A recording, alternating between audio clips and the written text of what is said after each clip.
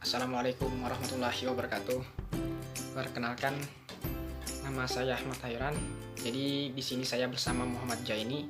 Jadi di pembahasan kali ini kami berdua ingin membahas tentang hak asasi manusia dari tugas kewarganegaraan.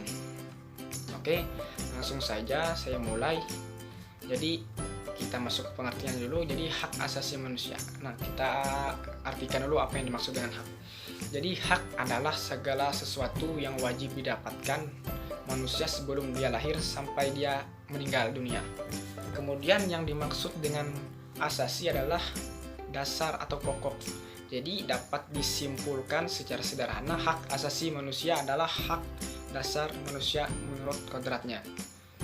Ada 3 hal yang melekat pada diri manusia, yaitu kehidupan, kebebasan, kebahagiaan. Ketiga hal tersebut merupakan hal yang mendasar yang harus dimiliki setiap manusia dalam pengertian lain yang disebut dengan hak asasi manusia. Menurut Undang-Undang Dasar Nomor 39 Tahun 1999, hak asasi manusia adalah seperangkat hak yang melekat pada manusia sebagai makhluk Allah Subhanahu wa Ta'ala dan merupakan anugerah yang wajib dihormati, dijunjung tinggi dan dilindungi oleh negara, hukum, pemerintah, dan setiap orang demi kehormatan serta perlindungan harkat dan martabat manusia. Pengertian tersebut dapat disimpulkan bahwa hak asasi manusia sebagai hak yang melekat pada diri dan tidak bisa dipisahkan dari dalam diri manusia yang harus dihormati dan ditegakkan demi meningkatnya martabat manusia, kesejahteraan manusia, dan keadilan. Secara garis besar ada beberapa macam hak asasi manusia. Yang pertama adalah hak asasi pribadi. Jadi hak asasi pribadi adalah hak yang berhubungan dengan kehidupan pribadi seseorang. Kita ambil contoh misalnya kebebasan mengeluarkan dan menyatakan pendapat. Kemudian contoh kedua, kebebasan memilih dan aktif dalam berorganisasi dan perkumpulan. Kemudian yang ketiga, hak kebebasan untuk memilih memeluk agama dan kepercayaan yang dia yakini masing-masing. Kemudian hak asasi yang kedua yaitu hak asasi politik. Hak asasi politik ini adalah hak yang berhubungan dengan kehidupan politik. Jadi contohnya hak untuk memilih dan dipilih dalam pemilihan, hak ikut serta dalam kegiatan pemerintahan, hak untuk membuat dan mendirikan partai politik, serta organisasi politik.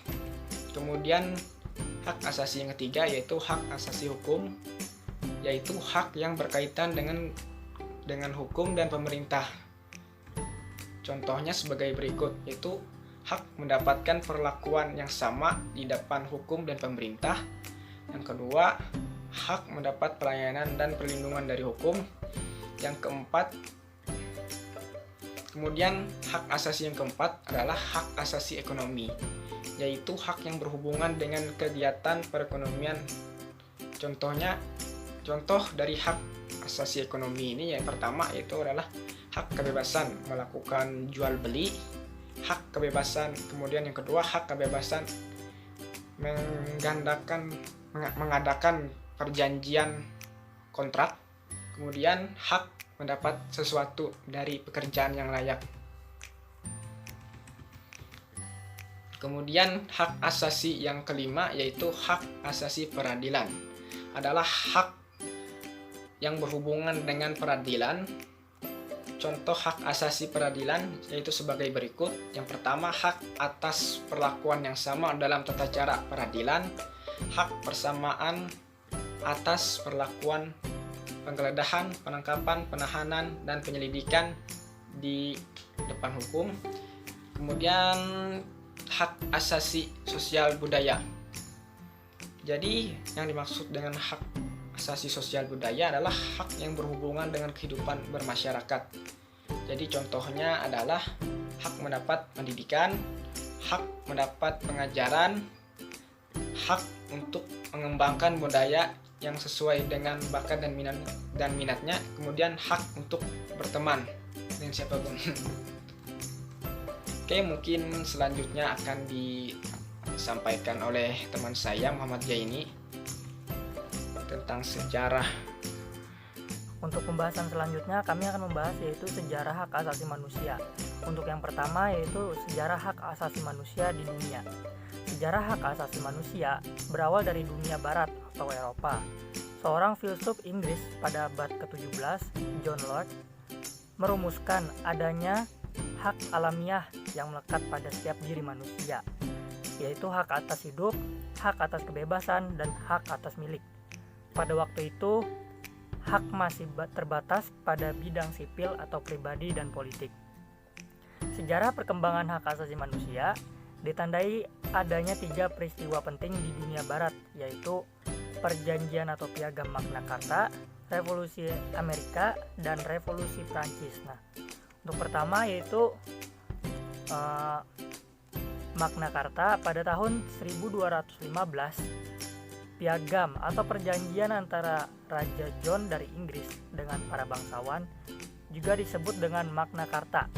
Isinya adalah pemberian jaminan beberapa hak oleh raja kepada para bangsawan beserta keturunannya, seperti hak untuk tidak dipenjarakan tanpa adanya pemeriksaan pengadilan. Jaminan itu diberikan sebagai balasan atas bantuan biaya pemerintahan yang telah diberikan oleh para bangsawan. Sejak saat itu, jaminan hak tersebut berkembang dan menjadi bagian dari sistem konstitusional Inggris. Yang kedua, ada Revolusi Amerika pada tahun 1776. Perang kemerdekaan rakyat Amerika Serikat melawan penjajah Inggris disebut juga dengan Revolusi Amerika. Dan Amerika Serikat menjadi negara merdeka pada tanggal 4 Juli 1776 merupakan hasil dari revolusi ini. Yang ketiga, Revolusi Prancis pada tahun 1789. Revolusi Prancis adalah bentuk perlawanan rakyat Prancis kepada rajanya sendiri yang telah bertindak sewenang-wenang dan absolut. Pernyataan ini memuat 3 hal. Yang pertama, hak atas kebebasan, hak kesamaan, dan persaudaraan. Untuk selanjutnya, sejarah hak asasi manusia di Indonesia. Sepanjang sejarah kehidupan manusia, ternyata tidak semua orang memiliki penghargaan yang sama terhadap sesamanya. Ini yang menjadi latar belakang perlunya penegakan hak asasi manusia.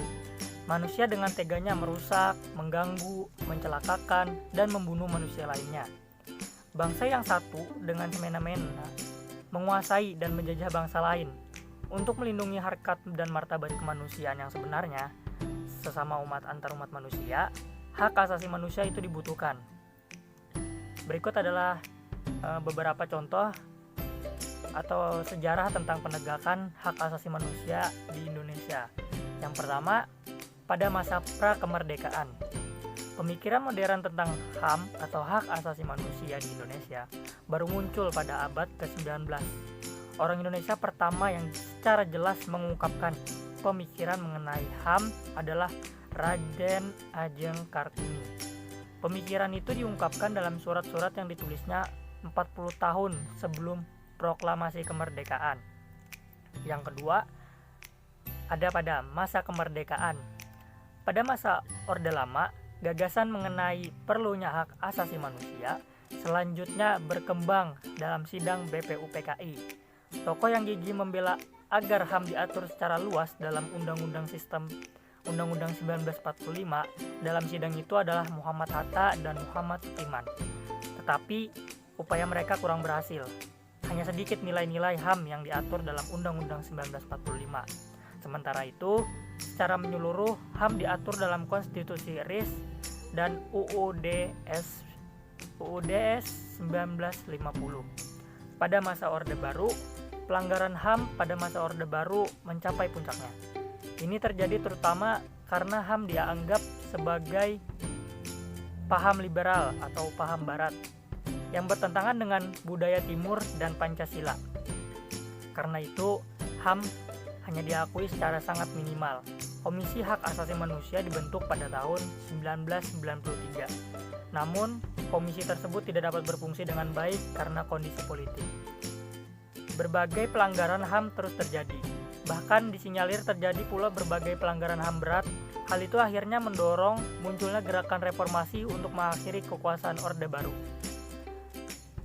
Pada masa reformasi, masalah penegakan hak asasi manusia di Indonesia telah menjadi tekad dan komitmen yang kuat dari segenap komponen bangsa, terutama pada era reformasi sekarang ini. Kemajuan itu ditandai dengan membaiknya iklim kebebasan dan lahirnya sebagai dokumen HAM yang lebih baik. Dokumen itu meliputi UUD 1945, hasil amandemen,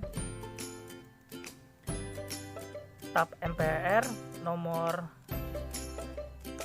17 MPR tahun 1998 tentang hak asasi manusia, UU nomor 39 tahun 1999 tentang hak asasi manusia. Pada tahun 2005, pemerintah meratifikasi dua instrumen yang sangat penting dalam penegakan HAM, yaitu Kovenan Internasional tentang Hak-Hak Ekonomi, Sosial dan Budaya menjadi Undang-Undang Nomor 11 Tahun 2005 dan Kovenan Internasional tentang Hak-Hak Sipil dan Politik menjadi Undang-Undang Nomor 12 Tahun 2005. Mungkin itu saja yang dapat kami jelaskan bersama Hairan tentang hak asasi manusia. Apabila ada kekurangan, kami mohon maaf. Wabillahi taufiq wal hidayah. Wassalamualaikum warahmatullahi wabarakatuh.